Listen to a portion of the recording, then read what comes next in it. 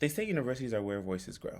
But what happens when the same institutions that promise inclusion stop listening altogether?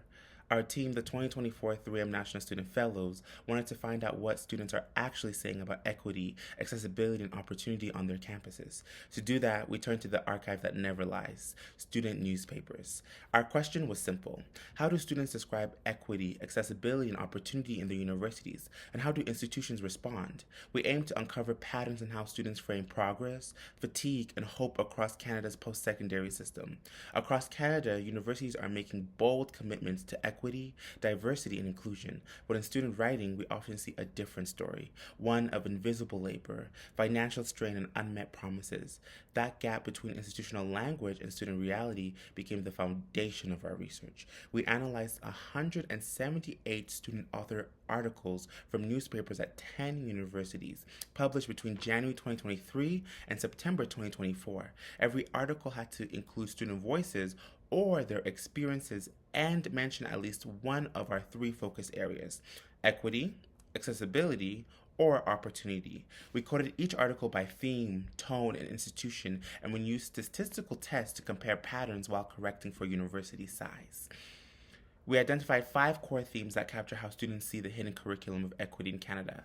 Number 1, the burden of representation. Students describe being asked to lead equity work themselves, organizing events, running clubs, and speaking on panels, while institutions use that labor as proof of their own progress. A student at Western put it best: we build the communities what we are told already exist. The second theme was barriers to basic needs. Articles revealed how affordability and access to essentials define educational opportunity. Students reported choosing between rent and groceries. One university food bank even saw a 6-fold increase in its demand. It became clear to us that financial stress is not just a side issue, it is foundational to accessibility. Number 3 was bridging the gap, specifically when it comes to internships and preparedness for the workforce.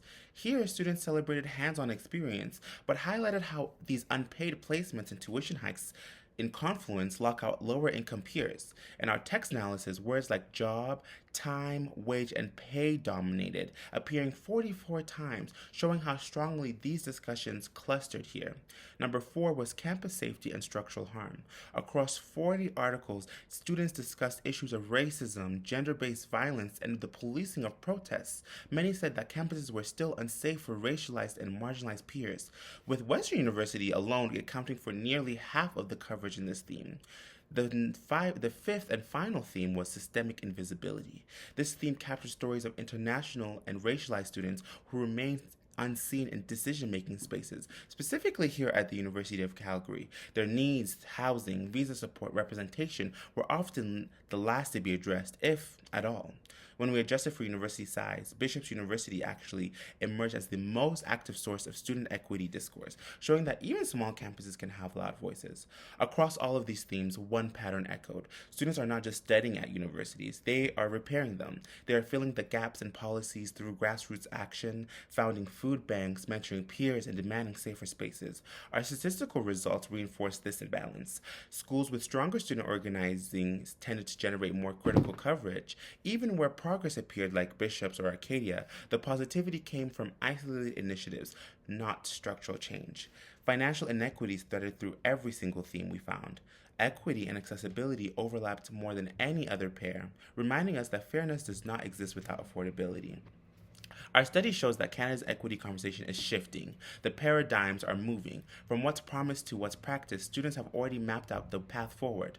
Number 1, fund accessibility as infrastructure, not accommodation. Guarantee paid, inclusive work experiences. Center safety and belonging in policy and not just for PR reasons. And listen to student journalism. It's our most honest accountability tool. We began with a question. What happens when institutions stop listening? Our findings say students keep speaking anyway. They write, they protest, and they rebuild. If universities want to be inclusive, they must meet students where their voices already lie, because in those voices lie both critique and hope. And hope, after all, is the first language of change. I would like to take time to acknowledge the 3M National Student Fellows for taking on this project with me, and 3M Canada, as well as STLHE, for giving us the $15,000 in funding to take on this discourse analysis. And I would like to finally thank the SU for the opportunity of presenting at the Undergraduate Research Symposium this year. Thank you.